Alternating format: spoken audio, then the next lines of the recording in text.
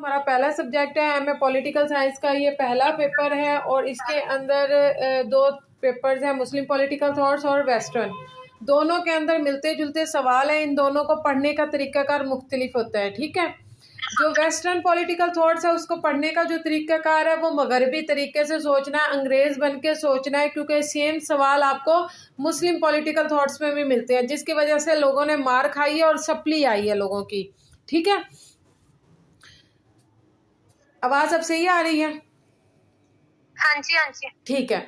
अच्छा जी, देखो इसके अंदर सिर्फ मैंने 12 सवाल निकाले हुए हैं। ये जो 12 सवाल नजर आ रहे हैं ना, अफलातून का नजरिया इश्तराकियत, अफलातून मिसाली रियासत, अफलातून का नजरिया इंसाफ, अफलातून का नजरिया तालीम, अरस्तु हुकूमत की तकसीम बंदी, अरस्तु नजरिया शोहरियत, अरस्तु का नजरिया गुलामी, अरस्तु का नजरिया इनकलाब, मिकावली का हुकूमत का नजरिया, जैन बुदीन का नजरिया इक्तदार आला, रोसो का मंशाए आम और हाफ सेंट जॉन लॉकी का मुआहिदा इमरानी। बच्चे ये 12 सवाल बहुत अच्छे से कर लोगी ना, इसमें से 4 सवाल आपके पेपर में आ जाएंगे। पिछली दफ़ा भी 4 सवाल आ गए थे और उससे पिछले साल भी 4 सवाल आ गए थे और गैस भी लग गए थे। तो इसलिए आप लोगों ने इस पर ध्यान देना है। हम बारी बारी करके ये 12 सवाल करेंगे, उसके बाद एक्स्ट्रा भी करेंगे, लेकिन पहले ये 12 करेंगे, उसके बाद हम एक्स्ट्रा सवाल भी करेंगे। ठीक हो गया जी? ठीक है। अब आप, क्योंकि बच्चे आपने अभी नोट्स नहीं खरीदे हैं, तो नोट्स के साथ साथ अब आप देखते रहो। अब अफलातून का जो पहला हमारा नज़रिया इश्तराकियत है ना, अब इश्तराकियत क्या होता है, इसकी आउटलाइन पढ़ने से पहले मैं आपको ये बता दूं कि इश्तराक करना या इश्तराकियत क्या होता है। हम किसी के साथ शेयर करते हैं। आप अपनी जो चीज़ें हैं, आप अपनी कॉस्मेटिक की चीज़ें, कपड़े वगैरह हो गए, शूज़ वगैरह हो गए, बचपन में अपनी बहनों के साथ शेयर करते हैं, भाइयों के साथ अपना मोबाइल फ़ोन कभी शेयर कर देते हैं, कभी कोई चीज़ शेयर कर रहे होते हैं, या मतलब इस तरह ज़िंदगी में हम मुख्तलिफ चीज़ें किसी ना किसी के साथ शेयरिंग कर रहे होते हैं। अफलातून कौन था? अब इसके अंदर सवाल तो है कॉमन, हमें समझ में आ गया कि इश्तराकियत ये है। बच्चे गलती क्या करते हैं कि सिर्फ नाम देखते हैं, टाइटल देखते हैं, सवाल देखते हैं और लिखना शुरू कर देते हैं, जिसकी वजह से क्या हुआ कि वेस्टर्न पॉलिटिकल थॉट हर साल सप्ली दे कर जा रहा है, ठीक है। अब लिखने का ना पेपर को थोड़ा सा तरीका है, इसका टेक्निक्स है वेस्टर्न पॉलिटिकल थॉट्स को लिखने की। इसके अंदर ये आउटलाइन जो मैंने फर्स्ट पेज पे बनाई हुई है, आपने सेम याद करनी है, क्योंकि नज़रिया इश्तराकियत ही आएगा, सवाल बन के भी यही आएगा कि अफलातून का नज़रिया इश्तराकियत क्या है, इज्तिमालियत क्या है, इसको तफसील से बयान करें, ठीक है। मिसाली रियासत के लिए अफलातून ने कौन सा नज़रिया इश्तराकियत को बयान करा है, इसको तफसील से बयान करें। कुछ इस तरह के सवाल बनकर आएंगे, यानी कि टाइटल अफलातून का नज़रिया इश्तराकियत ही होगा। तो सेम की सेम हेडिंग आपने अच्छे तरीके से याद कर लेनी है। ये जो हेडिंग्स मैंने आउटलाइन बना रखी है, इस आउटलाइन को इसी तरीके से याद करना और इसी तरीके से लिख कर आना है, ठीक है। अच्छा जी, हर सवाल को शुरू करने का ये होता है कि हरफ आगाज़ होता है, यानी कि इंट्रोडक्शन जिसे हम इंग्लिश में कहते हैं। दूसरे में अफलातून का तारुफ, अफलातून कौन था। तीसरे में अफलातून और नज़रिया इश्तराकियत। अब नज़रिया इश्तराकियत के बारे में बताने लगे। नंबर 1 हेडिंग हम उसकी डालेंगे, नज़रिया इश्तराकियत क्या है। नंबर 2 नज़रिया इश्तराकियत के असबाब क्या थे, यानी कि कैसे माजरे वजूद में आया। नंबर 3 नज़रिया इश्तराकियत की इकसाम कितनी उसने बयान की है, एक जायदाद के हवाले से की थी और एक ख़ानदान के हवाले से की थी। वही जायदाद को शेयर कर देना चाहिए। अब ख़ानदान को शेयर कैसे करना है, वो इसने किस तरह बयान किया, वो हम आगे पढ़ लेंगे। उसके बाद नज़रिया जायदाद का नज़रिया इश्तराकियत है। जायदाद के नज़रिया इश्तराकियत पर तनकीद बहुत सारे लोगों ने की है, इसको हम डिटेल में पढ़ेंगे। अब भी आगे चलते हैं, क्योंकि जैसे जैसे हेडिंग्स होती जाएंगी आपको भी पता चलता जाएगा। अच्छा, ये मैंने ना बहुत डिटेल में नोट्स बनाए हुए हैं फर्स्ट डिवीज़न के लिए, ठीक है। आपने अगर मार्क्स इंप्रूव करने के लिए आप कर रहे हो या कंपार्टमेंट्स हैं, तो आपने क्या करना है कि इसी नोट्स को बहुत अच्छे से और पक्के से याद कर लो। एक अफलातून का तारुफ बहुत अच्छे से कर लोगी ना, तो हर सवाल में, क्योंकि अफलातून के सवाल 2 आएंगे, तो दोनों में एक ही तारुफ लिखा जा सकता है, क्योंकि अफलातून एक ही था। अब हरफ आगाज़ में सारे पेपर्स में, सारे सवालों में हरफ आगाज़ सेम इसी तरह लिखना है कि अफलातून कौन था। अफलातून अपने ज़माने का मारूफ फ़लसफ़ी और मुफक्किर था। फ़लसफ़ी हो गया, थिंकर हो गया, फ़िलोसफ़र्स हो गया। वो सकरात के इंतहाई ज़हीन और फ़तीन शागिर्दों में से एक था। अब जो सकरात था वो उसका उस्ताद था, और सकरात ने खुद को फांसी की सज़ा हुई थी, सच्चाई की वजह से उसको फांसी पर लटका दिया गया था। अच्छा, उसके बाद क्या हुआ था कि जो सकरात की डेथ के बाद अफलातून बहुत ज़्यादा उससे इंस्पायर था, तो उसने बहुत सारी जो चीज़ें, जो भी आइडियाज़ उसने पेश किए वो अपने उस्ताद के नक्शे कदम पर चलते हुए गए। बहुत सारी चीज़ें इसमें जो बातें हम आगे पढ़ेंगे वो ज़्यादातर सकरात की कही गई बात है, जो अफलातून ने खुद कही है। मैं ये कह दूँ कि मेरे उस्ताद ने मुझे ये बात करी, मेरी टीचर ने मुझे ये बात करी, सेम यही अफलातून ने काम किया। ठीक है, अफलातून ने नज़रिया कम्युनिज़म या तसव्वुर इज्तिमालियत या नज़रिया इश्तराकियत, इसके 3 तरह के नाम हैं। इंग्लिश में इसे नज़रिया कम्युनिज़म कहा जाता है, तसव्वुर इज्तिमालियत है, नज़रिया इश्तराकियत है। उसने ये पेश किया जिसको का असल मकसद इंसाफ का नफाज और उसकी तकमील और उस तकमील के वस्तात से मिसाली ममलिकत का इस्तेहकाम था। अब अफलातून का तारुफ आपने सेम का सेम याद करना है, क्योंकि कुछ आगे पीछे हो जाती हैं लाइंस, कोई मसला नहीं है, क्योंकि ये पता होना चाहिए कि अफलातून कहाँ पैदा हुआ, इसके अब्बू का नाम क्या था, वो क्या करता था, बचपन से कैसा था। क्योंकि अफलातून अपनी बॉडी के लिहाज से बहुत फेमस था और बहुत सारे मुख्तलिफ किताबों में भी उसका तारुफ बड़ी डिटेल के साथ आया है, इसलिए अपने सवाल में अफलातून का इंट्रोडक्शन लिखना बेहद ज़रूरी है। अफलातून का शुमार यूनानी मुफक्किरीन में होता है जिन्होंने अपने अफकार और नज़रियात से ना सिर्फ यूनान को शोहरत बख्शी बल्कि फ़लसफ़े को भी नई रस्तों से हमकनार किया। आप इसको आसान लफ्ज़ों में भी कर सकते हो, ज़रूरी नहीं है कि मेरे ये अल्फाज के, मुझे तो सेम आते हैं इसी तरह ना। अफलातून 429 में पैदा हुआ, उसका असल नाम अरस्तु क्लिस था। अफलातून सकरात की मौत तक उसका शागिर्द रहा। खूबसूरत और मुतवाज़न जिस्म की वजह से उसका नाम प्लाटन पड़ गया, जो बाद में अफलातून यानी कि प्लाटो हो गया। सकरात की मौत के बाद वो सैर व सियाहत के लिए निकल गया। तकरीबन 12 साल तक वो ईरान, सिसिली, सेरान, मिस्र और इटली और अफ्रीकी ममालिक के सैर व सियाहत करता रहा। यूनान वापस आकर एक तालीमी दरसगाह कायम की जिसका नाम अकेडमी रखा। इसमें फ़लसफ़ा, रियाजी और दीगर साइंसी अलूम पर बेशुमार लेक्चर भी दिए और अफलातून मगरिब का पहला मुफक्किर था जिसने बाकायदा सियासी फ़लसफ़े को एक साइंसी अंदाज़ दिया।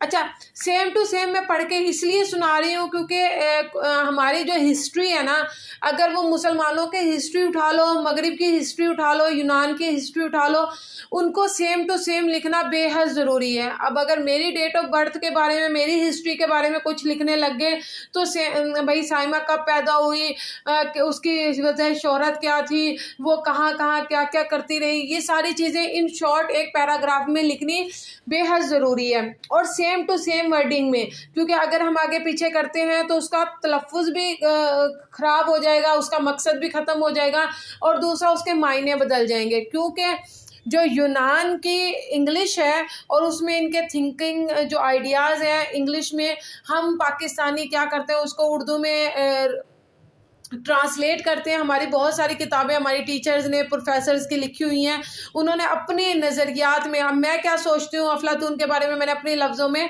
उसको डिस्क्राइब किया हुआ है। इसी तरह हर प्रोफेसर ने उसको इस तरह ही डिस्क्राइब किया, कुछ ना कुछ उसके अपने अल्फाज मिल जाते हैं। हमारे स्टूडेंट्स ये इसी वजह सप्ली आने की वजह ये है कि हम अपने आइडियाज़ इसमें डाल देते हैं, हम अफलातून का जो एक्चुअल आइडिया है ना, हम उसको नज़रअंदाज कर देते हैं, जिसकी वजह से हमें प्रॉब्लम होती है और हम फेल होते हैं। आपने सेम टू सेम इसका ये जो तारुफ है वो सेम टू सेम करना है, क्योंकि ये मुख्तलिफ किताबों, जितनी भी किताबें आप उठा लेंगे इस वक्त जो उर्दू मीडियम में आई हुई हैं, इससे अच्छी वर्डिंग आपको कहीं नहीं मिलेगी। ठीक हो गया। अब देख लेते हैं इसका कम्युनिज़म क्या था। अफलातून के दौर में कम्युनिज़म का जो नज़रिया था वो न्यू नहीं था, इससे पहले भी जो दौर गुजरे हैं उसमें भी कम्युनिज़म का जो नज़रिया था वो पहले बयान किया गया है। यूनानी ड्रामा निगार यूरिपेड्स ने इज्तिमालियत, इज़्दवाज, अच्छा इज़्दवाज बीवियों को कहते हैं, का नज़रिया और हेडोलस ने भी अगाथिसिन के सामने रखते हुए मुश्तरका औरतों को रखने की बात की थी। अब देखो बात ठीक है, करने में भी अच्छी नहीं लग रही, लेकिन ये एक टॉपिक है जिसमें हमें बात करना है। वो उस दौर में ऐसा होता था कि मुश्तरका औरतें रखते थे कि एक आदमी के पास जो औरतें थी, वो जो एक उसकी बीवी थी वो दूसरे मर्दों के साथ शेयर कर लेता था। ठीक है, इसको इश्तराकियत कहते हैं। यही सेम नज़रिया अफलातून ने भी पेश किया है, लेकिन अफलातून ने इसमें थोड़ी सी चेंजिंग की है। वो आगे देख लेते हैं उसने क्या चेंजिंग की है। अफलातून की ख्याली रियासत में एक नया माशरती निज़ाम पेश किया गया, जिसमें फ़लसफ़ी और फ़ौजियों पर मुश्तमिल दोनों तबकात एक ख़ास गिरोह बंदी में रहते हैं। उनको इश्तहा से महफूज रखने के लिए अफलातून ने नज़रिया इश्तराकियत पेश किया। अच्छा जी, इस बात का खतरा कि ज़ाती जायदाद से इनफरादी हवस जन्म लेगी, जो फ़र्द और रियासत के ज़ाती मफादात के दरमियान तनासुम को बाइस बनेगी। इस तसासुम से बचने के लिए अफलातून ने कम्युनिज़म का प्रचार किया। अब बात कर लेते हैं इसका नज़रिया कम्युनिज़म। कम्युनिज़म का मतलब तो हमें पता चल गया है, इश्तराकियत है। इश्तराकियत का मतलब शेयरिंग करना है। अब शेयरिंग इसने दो तरह से की है, एक बीवियों को शेयर करना है और एक जायदाद को शेयर करना है। मतलब अब उसने तीन तरह के तबके कहे, एक है फ़लसफ़ी सबसे नंबर 1 पर, दूसरा है फ़ौजी। अच्छा, फ़लसफ़ी को उसने आला हुक्मरान कह दिया। उसने कहा कि जो हमारे लीडर हैं, जो हमारे हुक्मरान बनने के काबिल हैं, वो फ़लसफ़ी हैं। अब जो हमारी रियासत है उसको कौन प्रोटेक्ट करेगा, वो फ़ौजी करेगा। उसने कहा कि ये जो दो तबके हैं उनको हवस से दूर रखने के लिए और जायदाद की, मालो दौलत की हवस से दूर रखने के लिए, औरतों की हवस से दूर रखने के लिए उनको इस चीज़ से अलग कर दिया जाए। यानी कि उनको जब भी इस चीज़ की ख्वाहिश आए उनके पास औरतें भिजवा दी जाएँ, ठीक है, और उनको एक ऐसा बिल्डिंग में रहायश पजीर कर दिया जाए जिसमें उनको खाना पीना हर चीज़ मिल जाए। जब उनकी बीवियाँ ही नहीं होंगी, जब उनकी औलाद ही नहीं होगी, तो ना वो जायदाद बनाएंगे, ना वो अपना घर बनाने के बारे में सोचेंगे। ये उसकी थिंकिंग थी जो कि प्रैक्टिकल नहीं थी, ठीक है। अब आगे जाके, क्योंकि मैंने इसको एक्सप्लेन कर दिया, जैसे जैसे हम आगे पढ़ेंगे इसके बारे में थोड़ा और डिटेल के साथ आपको सामने आती जाएगी बात। अब नज़रिया इश्तराकियत क्या है कि जदीद दौर में कम्युनिज़म से मुराद जायदाद की मुश्तरक मलकियत का असूल है। अफलातून का नज़रिया कम्युनिज़म बजाते खुद कोई मकसद नहीं था, बल्कि असल मकसद के हसूल का एक ज़रिया था। अब उसका असल मकसद क्या था? असल मकसद उसका था एक रियासत बनाना, एक मिसाली रियासत बनाना। अब मिसाली रियासत, अब मैं सोचूं यार मेरा घर ऐसा होगा, मैं इसके अंदर इतने कमरे बनवाऊंगी, इस कलर का फर्नीचर बनवाऊंगी और इस तरह के कारपेट बिछवाऊंगी, इस तरह की इसमें डेकोरेशन पीसेस उसमें रखवाऊंगी। तो ये सब चीज़ें मेरे आइडियाज़ हैं, मेरे ख्याल हैं, मेरे दिल में चल रहे हैं, मेरे दिमाग में चल रहे हैं। सेम वह जो ख्याली पुलाव उसने बनाई रियासत के बारे में, एक तस्वुर, जैसे मैं घर के बारे में सोच रही हूँ वैसे ही उसने एक रियासत के बारे में मुख्तलिफ चीज़ें सोची। उसमें से एक ये उसका नज़रिया कम्युनिज़म था, ठीक है। तो इसके अंदर उसने कहा कि नज़रिया इश्तराकियत और इज्तिमालियत का असल मकसद ये था कि एक ऐसा आला तबका पैदा हो जाए जो आम शहरियों से मुमताज़ हो, जो ऐसी तालीम और तरबियत पाए कि अहले इल्म और फ़लसफ़ी बनकर बादशाह बन जाए, और इस तरह ये तबका इक्तिसादी लालच और ख़ानदान के मसाइल से आज़ादी पाकर तमाम सलाहियतें हुकूमत और हुकूमती को अमूर को बाअंदाज़ अहसन तरीके के साथ सर्व कर सकें। अच्छा, मैंने इसमें ना थोड़ी उर्दू ना अच्छी खालिस लिखी हुई है। क्यों?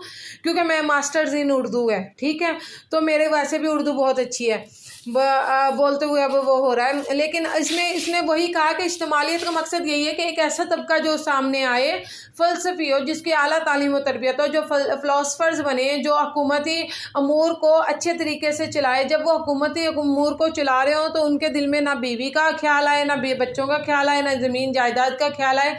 इस चीज़ से उनको निकालने के लिए उसने ये इश्तराकियत का नज़रिया पेश किया। अब उसने इश्तराकियत के दो असबाब किए कि मैंने ये जो नज़रिया पेश किया इसके दो वजह हैं, दो असबाब है जिसकी वजह से मैं ये नज़रिया पेश कर रहा हूँ। एक तो नफ्सियात भाई, हर इंसान चाहता है कि उसका ख़ानदान हो, हर इंसान चाहता है कि उसके पास ज़मीन जायदाद हो, हर इंसान चाहता है कि उसके पास मादी वसाइल हो, हर चीज़ हो।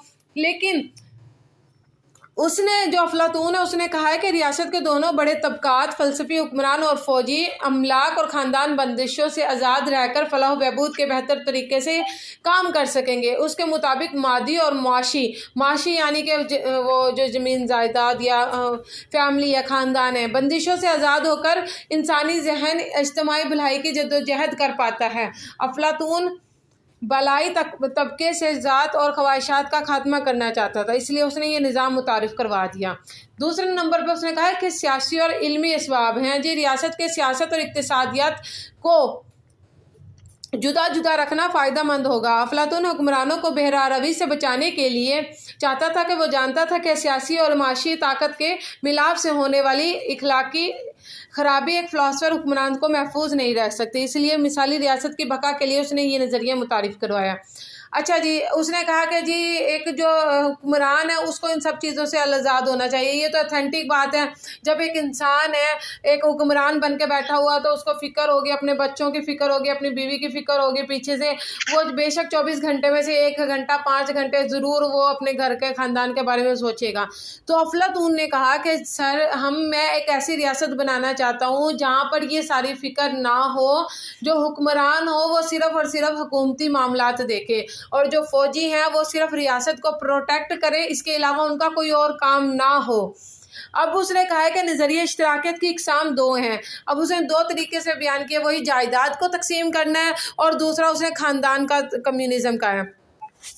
इसमें देखो अब बच्चे क्या गलती करते हैं कि जो जायदाद का नज़रिया कम्युनिज़म है उसमें एक पैराग्राफ लिखाते हैं और इसमें ख़ानदान का कम्युनिज़म का एक पैराग्राफ लिखाते हैं, लेकिन इसके छोटे छोटे पॉइंट हैं जो कि किसी भी बुक में नहीं है, सिर्फ ये इस नोट्स में ही मिलेंगे। ठीक है, ये जो आपके सामने प्रीव्यू चल रहा है या तो आप इसकी स्क्रीनशॉट ले लेना या आप इसको बाद में क्या नाम नोट्स की मैं ये आपको PDF फाइल सेंड कर दूंगी ताकि आपको आसानी होगी इसको समझने में, पढ़ने में दोबारा से। या आपके पास कोई भी बुक है, गाइड बुक है, उसके अंदर आप उसमें निशान लगा लें और जल्दी जल्दी इसको लिख लें तो ज़्यादा ये छोटे छोटे पॉइंट, क्योंकि ये छोटे छोटे पॉइंट जो मैंने ये लिखे हुए हैं 8 9 10 लिखे हुए हैं, ये 8-9 पॉइंट है, यही नंबर देंगे क्योंकि नज़रिया इश्तराकियत असल में जो है वो यही वाला है जो मैं बता रही हूँ अब आपको। अफलातून ने फ़लसफ़ी हुक्मरान और फ़ौजियों के लिए अमलाक जायदाद की इस्तेमालियत ज़रूरी करार दी। अफलातून का ख्याल था कि अगर फ़लसफ़ी हुक्मरान और फ़ौजियों को सियासी क़ुव्वत के साथ माशी क़ुव्वत भी दे दी जाए तो वो बहरा रवा हो जाएंगे और उनकी तवज्जो मुल्की मफादात और बहबूद आमा से हट जाएगी। वही बात है कि अगर उनको ज़मीन जायदाद मिल जाएगी, घर मिल जाएंगे तो वो उनके ख्याल दूसरी तरफ जाने लग जाएंगे और वो मुल्की जो काम है उनसे हट जाएंगे, लोगों के काम के फलाह बहबूद का काम करना बंद कर देंगे। इसी तरह रियासत तबाही की तरफ चली जाएगी। इसलिए ज़रूरी है कि हुक्मरान और फ़ौजी तबक़ों को इक़्तिसादियात से दूर रखा जाए। ताहम उन्हें ये सहूलियत दी गई है कि वो जायदाद जायज़ ज़रूरियात के लिए वसाइल से फ़ायदा उठा सके ताकि उन्हें कोई किसी हकूक़ का ख़त्म होने का उन्हें फ़िक्र ना हो। यानी कि उनका जब दिल चाहे वो किसी की ज़मीन जायदाद पे कब्ज़ा कर ले, उनका जी चाहे जिस मर्ज़ी घर में जाके रह ले, उनका जी जिस जैसा दिल करे वो वैसी फ़ीमेल को अपने घर बुला सकता है। ठीक है, यानी कि उसे हर चीज़ से आज़ाद कर दिया है, ना तो उसे किसी चीज़ की फ़िक्र है और ना ही वो किसी ज़िम्मेदारी में उसको डालना चाहता है, फ़ौजियों को भी और फ़लसफ़ी हुक्मरानों को भी। अच्छा जी, ज़मीन जायदाद के नज़रिए इश्तराकियत पर तनकीद। अब ज़ाहिरी बात है, अब मैं तो ऐसी जायदाद और की इश्तराकियत की बात नहीं करूँगी। जैसे ही ये नज़रिया सामने आया तो बहुत सारे लोगों ने, बहुत सारे मुफक्किरीन ने, बहुत सारे थिंकर ने इस पर पॉइंट किया, तनकीद की। भाई हाँ जी, ये हाफ नज़रिया है। हाफ नज़रिया इसलिए क्योंकि इसने सिर्फ हुक्मरानों की बात की है, उसने मजदूर तबके की तो बात ही नहीं की इसके अंदर। ठीक है, गैर फितरी नज़रिया ये हो ही नहीं सकता, नेचुरल ही नहीं है। हम किसी के अंडर रह के काम ही नहीं कर सकते। हम अपनी ज़मीन जायदाद किसी को क्यों दें और हम अपने घर में किसी और को, गैर मर्द को अंदर क्यों लेकर आए? ये गैर फितरी सी बात है। ठीक है, क्योंकि हर इंसान की ख्वाहिश होती है कि वो अपनी ऐसी जायदाद का मालिक बन जाए जिस पर उसका मुकम्मल हक हो, ताकि उसकी इनफरादियत और शख्सियत का मुकम्मल इज़हार हो सके। बिल्कुल सेम ऐसे ही हर इंसान ज़मीन बनाना चाहता है, जायदाद बनाना चाहता है, हर इंसान घर बनाना चाहता है। तो ये गैर फितरी सी बात है कि जो जायदाद का कम्युनिज़म हो ही नहीं सकता। अब ग्रोही निज़ाम की तश्कील। अफलातून का इमलाक जायदाद का नज़रिया इश्तराक सिर्फ मुहाफ़िज़ों के तबके को मुतासिर करता है, यानी कि जो फ़ौजी हैं सिर्फ उन्हीं के लिए ही है, जबकि मज़दूर इस निज़ाम से आज़ाद है। मज़दूरों की तो उसने बात ही नहीं की। इस तरह इस नज़रिए से 2 गिरोह वजूद में आते हैं जो कि माशरे और रियासत के लिए ख़तरनाक हैं। 2 गिरोह मतलब फ़लसफ़ी हुक्मरान और फ़ौजी की बात हो रही है। उसने कहीं पर भी गुलामों की बात नहीं की, इसलिए गुलामों को उसने अपने निज़ाम से निकाल दिया। उसने कहा गुलाम तो सिर्फ काम करने के लिए, उनके लिए ना ज़मीन जायदाद किसी हकूक़ किसी भी तरह के नहीं है। उसके बाद शख्सी आज़ादी का उसने खात्मा कर दिया। ज़ाहिर बात है जब एक इंसान इनफरादियत ही नहीं है, एक इंसान के अंदर हकूक़ ही नहीं है, एक इंसान के पास जायदाद ही नहीं है, बच्चे ही नहीं है, घर ही नहीं है, फैमिली नहीं है, तो एक इंसान कहाँ पर वजूद में आता है? वो मर गया, उसके बाद ख़त्म, वो मर गया, उसकी नाम ख़त्म। तो इसी तरह अफलातून के इस नज़रिए ने इंसान की शख्सी आज़ादी को मुकम्मल खात्मा कर दिया। उसकी रोह से हर शख्स को रियासत के लिए अपना सब कुछ कुर्बान करना होगा। ज़ाहिर बात है जब एक इंसान ने हर चीज़ रियासत के लिए कुर्बान कर दी तो मेरे घर में कोई भी एंटर हो सकता है, मेरे ज़मीन जायदाद पर कोई भी कब्ज़ा कर सकता है। मतलब इस तरह की चीज़ें वजूद में आ रही थी उस वक्त। अब इंतहा पसंद नज़रिया, बिल्कुल ये इंतहा पसंद बात है कि अपने मकासद के असूल के लिए कोई दरमियानी रास्ता इख्तियार नहीं किया, बल्कि रियासत के वजूद को कायम रखने के लिए उसने इंतहाई इकदाम तजवीज़ किए। इसने अफराद के जज्बात, एहसासात और फितरी रुझानात और बुनियादी हकूक़ का कत्लेआम कर दिया। ज़ाहिर बात है ना हकूक़ हैं, ना ही जज्बात हैं, ना ही एहसासात हैं, ना फीलिंग्स हैं। औरतों को जानवरों की तरह ट्रीट किया जाएगा। ज़ाहिर बात है जब इश्तराकियत की बात होगी, ज़मीन जायदाद की बात होगी तो कोई भी कब्ज़ा कर लेगा, मेरा तो कोई वजूद ही नहीं है। सियासत और इक़्तिसादियात में महंगी का फुकदान है जी। सियासत इक़्तिसादियात के बिना बिल्कुल ख़त्म हो जाती है। सियासत का इक़्तिसादियात के साथ होना बेहद ज़रूरी है।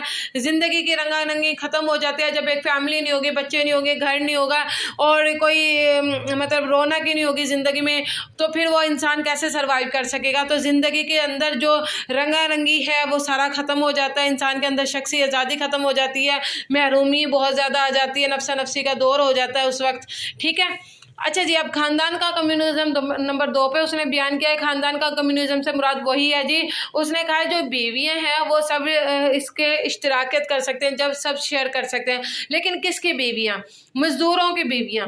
उन जो लोग आपके घरों में काम कर रहे हैं, मज़दूर हैं, गुलाम हैं या कोई जो दूसरा तबका है, उनकी जो बीवियाँ हैं उनको आप यूज़ कर सकते हो। कौन यूज़ कर सकता है? फ़लसफ़ी यूज़ कर सकते हैं और फ़ौजी यूज़ कर सकते हैं। सेम उसने डायरेक्ट तरीके से उसने ये बात करी। अफलातून ने हुक्मरानों और फ़ौजी तबकों के लिए निजी मलकियत की तरह ख़ानदान को भी ममनू करार दिया, मगर इश्तहा का नुमाइंदा माशी तबका, मजदूर तबका जिस तरह निजी मलकियत कर सकता है इसी तरह ख़ानदान भी रख सकता है। और अफलातून अपनी मिसाली रियासत के लिए बलाई तबके को जहाँ ख़ानदान की मुमानत का हुक्म देता है, वहीं वो ख़ानदान के नैमुल बदन के तौर पर इश्तराके इज़्दवाज यानी कि बीवियों का तस्वुर भी पेश करता है। इस निज़ाम के तहत बलाई तबकात के लिए सब औरतें अपने तबके के तमाम मर्दों के लिए जायज़ हो जाती हैं। अफलातून के इस नज़रिया का मकसद ये है कि दोनों तबकात बाहमी ताउन और ताल्लुक़ के रिश्ते में जुड़े रहें और एक बड़े ख़ानदान की तरह एक साथ ज़िंदगी गुजारें, ताकि वो एक दूसरे के साथ बाहमी खुशी और गम का ताल्लुक़ रहे। अब उसने ये बात तो कर दी है, उसने ये अब कहा है कि इसके अंदर 2 मराइल हैं जी। पहला मरला ये है कि औरतों की आज़ादी है, दूसरा ये कि शादी के निज़ाम में तरमीम कर दी। ज़ाहिर बात है जब एक मर्द शादी करके बीवी को लेकर आया, उसके फौजी कह रहा है कि मुझे ये लड़की के मतलब के साथ कुछ शेयरिंग करनी है, तो वो उसके साथ शेयर कर रहा है। ठीक है, ये चीज़ उसने बयान की है इश्तराकियत के हवाले से। अफलातून के अल्फाज में है जी, बेहतरीन मर्दों और औरतों का मिलाप जितना ज़्यादा और बदतरीन मर्दों और औरतों का मिलाप जितना कम कराया जाएगा उतना ही अच्छा होगा। ये अफलातून के अपने अल्फाज हैं जो कि मुख्तलिफ़ किताबों में मौजूद है। ऐसे आइडियाज़ उस दौर के, ये यूनानी दौर है और यूनानी दौर में उस दौर में ये ऐसा होता था। ख़ानदान के कम्युनिज़म के नज़रिए पर तनकीद जी, सबसे पहले तो ख़ानदानी इदारे का खात्मा हो जाता है, ख़ानदान का वजूद ख़त्म हो जाता है, रिश्ते ख़त्म हो जाते हैं, नाते ख़त्म हो जाते हैं, ख़ानदानी रिवायात ख़त्म हो जाते हैं, रिश्ते शादी का एक सिस्टम है वो ख़त्म हो जाएगा। जो विरासत है और जो ख़ानदान का एक नाम है जिसमें ज़ात है, बिरादरी है, सब कुछ है, वो सब चीज़ें ख़त्म हो जाएंगी। इंसान के बुलंद मकाम की नफ़ी हो जाएगी जी। औरतों को जानवरों की तरह सलूक किया जाएगा। ठीक है, और जिसका काम सिर्फ और सिर्फ बच्चे पैदा करना होगा, इसके अलावा और कुछ भी नहीं होगा। इस तरह क्या इंसान अशरफुल मखलूक है, जबकि और इंसान को उसके मकाम से निकाल दिया गया है। रूहानी रिश्ते का खात्मा हो गया जी। ज़ाहिरी बात है जब एक मामूल के मुताबिक ज़िंदगी नहीं है औरत की या मर्द की, तो सिर्फ और सिर्फ उसका मकसद ही बच्चे पैदा करना है, इसके अलावा और कुछ नहीं है, तो फिर रूहानी जो रिश्ते हैं वो भी ख़त्म हो जाएगा। अब बच्चों का गैर फितरी माहौल है जी। अब किसी औरत से बच्चा पैदा हो रहा है और उस बच्चे को यही नहीं मालूम कि मेरा वालिद कौन है, ठीक है, और उसको यही नहीं मालूम मेरी माँ कौन है, क्योंकि वो बच्चा हुकूमत की तहवील में चला जाता है। ये इसका आगे जो आप निज़ाम पढ़ेंगे वो नज़रिया तालीम है। ये ज़ाहिरी बात है, जब जो बच्चा पैदा होते ही हुकूमत के हवाले चला गया, हुकूमत उसकी परवरिश कर रही है और हुकूमत ही डिसाइड कर रही है कि उसने फ़ौजी बनना है, फ़िलासफ़ी बनना है या क्या बनना है, वटेवर। तो इस तरह बच्चों का जो रूहानी रिश्ता है, मोहब्बत है, शफ़क़त है, तरबियत है, वो सब चीज़ें कहीं ना कहीं पीछे रह जाती हैं। अच्छा जी, औरत और मर्द का मसावी दर्जा, देखो उसने औरतों को मर्द के मसावी तो ला के खड़ा कर दिया, लेकिन उसने क्या कहा, सिर्फ और सिर्फ यहाँ पर आपने ये बात ज़रूर करनी है कि जिस्मानी और ज़हनी तौर पर औरत से कहीं दर्जा बेहतर है, मर्द तो बेहतर है, लेकिन औरत का काम सिर्फ और सिर्फ बच्चे पैदा करना कर दिया। इसके अलावा उसने औरत का वजूद माशरे में सिर्फ जानवरों के बराबर ला के खड़ा कर दिया। अफलातून के नज़रिए इज्तिमालियत पर अरस्तू की तनकीद। अब अरस्तू है अफलातून का शागिर्द था, यानी कि उस्ताद है अफलातून अरस्तू का। उसने अपने उस्ताद के नज़रिए पर तनकीद की है जी। इज्तिमालियत जायदाद पर तनकीद है। अरस्तू ने अफलातून के इज्तिमालियत जायदाद के नज़रिए पर मुनज़्ज़ल तनकीद की है। इस नज़रिए में उसने अक्सरियती तबके मजदूर को नज़रअंदाज कर दिया, फितरी असूलों के खिलाफ वर्जी थी, फ़र्द की इनफरादियत को ख़त्म कर दिया। इस नज़रिए की रूह से दो तबकात रियासत की यगानियत से मुतासिर हो जाते हैं। रियासत में सिर्फ तालीम के ज़रिए पैदा की जा सकती है, कम्युनिज़म के ज़रिए पैदा नहीं होती। इज्तिमालियत इज़्दिवाज में वही उसने एक बात की है कि एक गैर जिम्मेदाराना निज़ाम कायम हो जाता है जिसमें मुश्तरका औलाद की जिम्मेदारी किसी पर ना होगी। औरतों की जानवरों से तशबीह दी गई है, जो कि मुज़ाहिका खेज़ बात है। ये लाजमी है कि जिनसी मिलाप से बेहतरीन औलाद पैदा हो। ये निज़ाम गैर शाइस्तगी का पैकर है। अच्छा जी, खैर एंड ज़रूर करना है हर सवाल का। अफलातून का नज़रिया इज्तिमालियत दरअसल महदूद नज़रिया है। अफलातून के ख्याल में निजी मलकियत और ख़ानदान के खात्मे की ही रियासत का इस्तेहकाम और माशरे की बका के लिए लाजमी करार ख्याल करता है। उसके ख्याल में एक मिसाली रियासत को चलाने के लिए एक बलाई तबका दरकार होता है जिसके अरकान को हवस, मालो ज़र और ख़ानदानी जिम्मेदारियों और बंदिश से आज़ाद हो जाना चाहिए। खैर ये नज़रियात एक ऐसी मिसाली रियासत के लिए था जो इसका वजूद तख्लियाती और गैर हकीकी था। ऐसी मिसाली रियासत ना अफलातून के दौर में तश्कील पाई और ना उसके बाद कभी कायम हुई। वही मैंने बात की जी, मेरा एक नज़रिया है, मेरा एक ख्याल है जो मैंने अपने घर के हवाले से सोचा, मेरा कमरा ऐसा होगा, मेरा घर ऐसा होगा, फर्नीचर ऐसा होगा, ये सब चीज़ें ऐसी होगी। सेम यही का बात एंड पे आपने ज़रूर लिखनी कि जो अफलातून के नज़रियात हैं वो सिर्फ ख्याली थे, उसमें कोई अमली काम नहीं हुआ, ना उसकी ज़िंदगी में हुआ ना उसके बाद हुआ कभी, क्योंकि हो ही नहीं सकता, प्रैक्टिकली नहीं है, ये गैर फितरी बात है। कभी भी कोई भी ऐसा निज़ाम माजरे वजूद में नहीं आ सकता जो कि सिर्फ और सिर्फ दो तबकात पर हो, जिसका मतलब फ़ौजी हो या और फ़िलासफ़र्स हों। इस तरह के मतलब ज़िंदगी जिसमें ऐसी आज के दौर में बात कर लें, इश्तराकियत की बात कर लें, तो ये तमाम टोटली नफ़ी की बात है। इस पर बहुत ज़्यादा बहस व मुबाहसा हो जाएगा।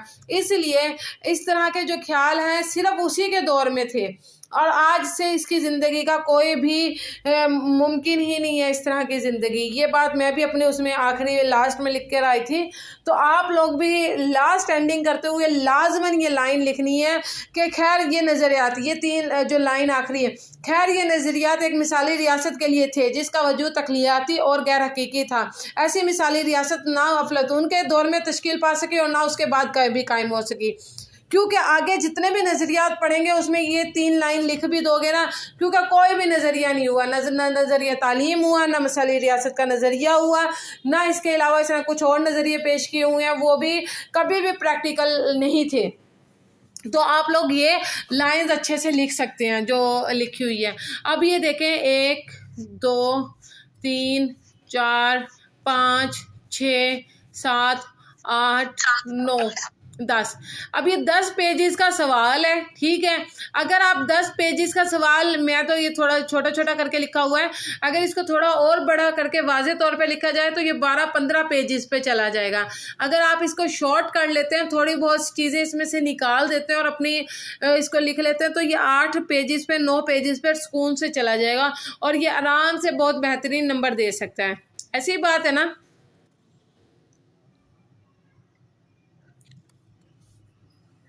हेलो।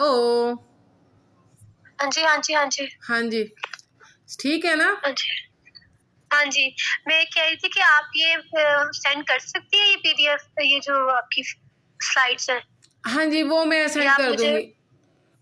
हाँ जी, पर्सनल चैट में सेंड कर दिएगा, जज़ाकल्लाह। हाँ जी, वो ना पहले मैं ना लैपटॉप पे लेती थी क्लास ना, तो लैपटॉप पे अभी मेरा थोड़ी देर पहले एक इंटरव्यू चल रहा था, इंटरनेशनल था G17 जी के साथ। उसकी वजह से मेरा लैपटॉप ना उसमें बिजी था, फिर मैं वहाँ पे एक कॉन्फ्रेंस में, इस वक्त ना ऑनलाइन मेरी क्लास चल रही है, मजे की बात है। मैं आ जाती हूँ वापस। मेरी ना ऑनलाइन क्लास चल रही है, ठीक है, जी। और ऑनलाइन है ना मेरा लैपटॉप ना इस वक्त म्यूट पे पड़ा हुआ है। मेरा लैपटॉप में इस वक्त अच्छा ऑनलाइन क्लास चल रही है, मतलब मैंने ऑनलाइन, क्योंकि सुनने की तो होती नहीं, आपको पता, सिर्फ अटेंडेंस लगानी होती है कुछ जगहों पर। तो मेरी अटेंडेंस चल रही है और वहाँ पर वो चल रही है, रिकॉर्डिंग चल रही है, कोई काम की चीज़ होगी तो मुझे मैसेज आएगा कि मैम मिस ने ये काम की बात बताई है, तो मैं बाद में वो पॉइंट चेक कर लूँगी, ठीक है ना। तो इस वजह से मैं लैपटॉप पे नहीं ठीक है। लिया, तो वो मोबाइल पे क्लास चल रही है। अच्छा, जी ठीक है। हाँ जी, ये चीज़ है। और अच्छा, मैंने पूछना था कि आज दो बुक्स का करेंगे, मुस्लिम पॉलिटिकल थॉट्स भी आज करने? नहीं नहीं, आप ना मेरी बात सुनो गुड़िया, मुस्लिम पॉलिटिकल थॉट्स करवाने को ना मैं करवा देती हूँ, ठीक है। आप पहले ना, क्योंकि जी। आपके लिए ये न्यू है, आपके कंपार्ट नहीं हाँ है। जी। अगर आपके कंपार्ट्स आई हुई है, नहीं नहीं, मैं न्यू एडमिशन हूँ आप ना, न्यू मैंने एडमिशन भी है, पढ़ना शुरू किया हाँ है। जी, तो आपके लिए ना मुश्किल हो जाएगा, ठीक है, मेरी बात सुनो। तो हाँ आपने जी, क्या करना है, ठीक ये है। जो पहला सवाल है, क्योंकि बहुत मुश्किल है, वेस्टर्न पॉलिटिकल थॉट्स, ठीक है। हाँ जी, हाँ जी। करने को तो मैं 3 दिन में आपको दोनों बुक्स करवा के खत्म करूं, मेरा तो जान छूट जाएगी, नहीं नहीं, ठीक है। नहीं नहीं, आप आराम से इसे करवाते हैं। हाँ जी, अब आपने क्या करना है कि मैं रोज के ना आपको दो सवाल करवाऊंगी, ठीक है, डेली के बेसिस। आप ठीक है। डेली बेसिस कर लो मेरे साथ, क्योंकि आप 1 to 1 पे चल रहा है, बाकी क्लास जो है उनकी जब मैं ऑनलाइन यूट्यूब उस पे, सॉरी, लैपटॉप पर लूंगी ना, तो मैं उनके साथ लूंगी, तो उनके साथ फिर आपको मेरे साथ चलना पड़ेगा, अभी वो है नहीं, ठीक है। और उनकी है सप्ली, ठीक है, बाकी स्टूडेंट्स की। अच्छा, तो बाकी स्टूडेंट की जिनकी ठीक है। सप्ली है ना, तो उनको तो मैं अगर 5 सवाल भी एक दिन में करवाऊंगी ना, तो उनको तो समझ में आना है, क्योंकि उन्होंने पहले से ऑलरेडी पढ़ रखा है। हाँ जी, ठीक तो है। इसलिए मैं अब आपकी जो क्लास ले रही हूँ 1 to 1 की, अभी आपकी और मेरी क्लास हो जाएगी, मैं आपको 5 सवाल करवा दूंगी। अगर मैं जब उनके साथ 5 सवाल करवा रही होंगी, तब रिपीट हो रहा होगा आपका सिलेबस, ठीक है। तो आपका जब रिपीट हो रहा ठीक होगा, है। तो आपका और बहुत अच्छे से हो जाएगा। ठीक है, टाइम यही रहेगा? नहीं, टाइम हम चेंज कर सकते हैं, टाइम कोई मसला नहीं है। कल हफ्ता और इतवार में दोनों दिन इजी हूँ, ठीक है। जिस टाइम भी आप इजी होंगी, आपने मुझे 10-15 मिनट पहले मुझे मैसेज करना है कि मैम हम क्लास स्टार्ट कर लें, क्योंकि आपने अब जितनी तेजी के साथ आप करेंगी, मेरे लिए उतना इजी है, क्योंकि मैंने तो जी, सप्लीमेंट्री तो के इसके बच्चे साथ बिठा लेने हैं, तो इसका मतलब है 5-6 दिन में, मैं 3 दिन में क्लास खत्म कर दूंगी। मैंने पूछना था, जो इसके एग्जाम्स है वो किस डेट कब होंगे? मेरे जो एग्जाम्स है, ये फाइनल एग्जाम्स एग्जाम्स अगस्त में है, अगस्त में, ठीक है। इसलिए मैं कोई आपके साथ इतनी जल्दी के स्पीड नहीं पकड़ूंगी, और ना ही हमारा ऐसा कोई सीन है। अब आपको जैसे फर्स्ट नजरिया इश्तराकियत करवाया है, ठीक है। अब आपने क्या करना है, अगर आपके पास बुक कौन सी है? मेरे पास इसकी है, मुनीर अहमद खान की है, अमार मसूद की। ठीक है, आप उसी में से देखो, अगर उसके साथ आपको समझ में आता है, अब इसको समझो। फिर यह है कि रिवाइज करो, जब सप्लीमेंट्री वाले सारे बच्चे इकट्ठे हो जाएंगे, कल क्लास होती है, तो जाहिर बात है मैंने उनको 3 सवाल तो बढ़ाने हैं ना, 5 सवाल करवा के मैंने सिलेबस कवर करवाना है अपना, ठीक है। तो आपको ठीक फिर, है। हाँ, आपको फिर मुश्किल नहीं होगी, इसलिए मैंने आज क्लास आपकी कर दी है, ताकि अगर आज की क्लास का कल ये रिपीट होगा सवाल, तो आपको और अच्छे से आ जाएगा, ठीक है। हाँ जी। अच्छा, मुझे पूछना था, जो जिसकी डॉगर है, एमए सियासत गाइड है, डॉगर पॉलिटिकल साइंस की, मेरे पास डॉगर पब्लिशर भी है ना, नहीं, वो इसमें से भी बहुत कर सकते बेहतरीन है, हैं? डोगर बहुत बेहतरीन है, वो वाली छोड़ दो, पता नहीं कौन सा नाम लिया था, मुझे तो पता भी नहीं। डोगर की बुक बहुत हाँ बेहतरीन है, जी। आसान लिखी हुई है, और सेम अगर जो मेरी हेडिंग्स भी उसमें से भी मिल जाएंगी, क्योंकि मैंने डोगर, इल्मी और दानियाल एक और बुक थी। 4 ये बुक्स को मिला के और 5वां मेरे अपने CSS के नोट्स हैं, इन सबको मिला के मैंने ये हेडिंग्स बना रखी हैं।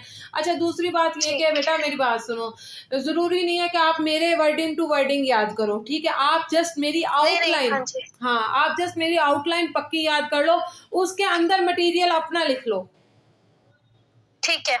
हाँ। अच्छा, आप काइंडली ये स्लाइड शेयर कर लिएगा मेरे साथ ना, मुझे सेंड कर दिएगा। जी, मैं स्लाइड्स आपको शेयर कर दूंगी। हाँ जी, जो आपके पास नोट्स बने हुए हैं ना, वो मुझे काइंडली सेंड कर दीजिएगा अफलातून के सारे ना। हाँ जी, तो मुझे इजी हो जाता है, हो जाएगा। हाँ जी, मैं कर दूंगी आपको। अच्छा, मैं दूसरा सवाल करवाने लगी हूँ। दूसरा बहुत आसान है क्योंकि पहला मुश्किल था, उसमें ज़्यादा टाइम लगा है।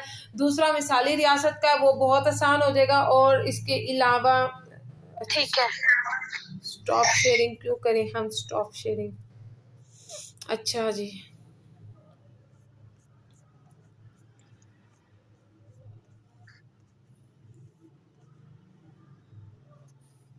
स्क्रीन नजर आ रही है आपको? हाँ जी, आ रही है। ठीक है। अच्छा देखो, अफलातून की मिसाली रियासत वही वाली मिसाली रियासत है, उसमें वही आगाज, लेकिन ये जो पहले थी ना स्क्रीन, वही वाली है, चेंज नहीं हुई। मैं पेज चेंज कर रही हूँ। नहीं, चेंज नहीं। ठीक है, अच्छा, नहीं हुई, हम दोबारा से कर देंगे। स्टॉप शेयरिंग, शेयरिंग अगेन कर लेते हैं।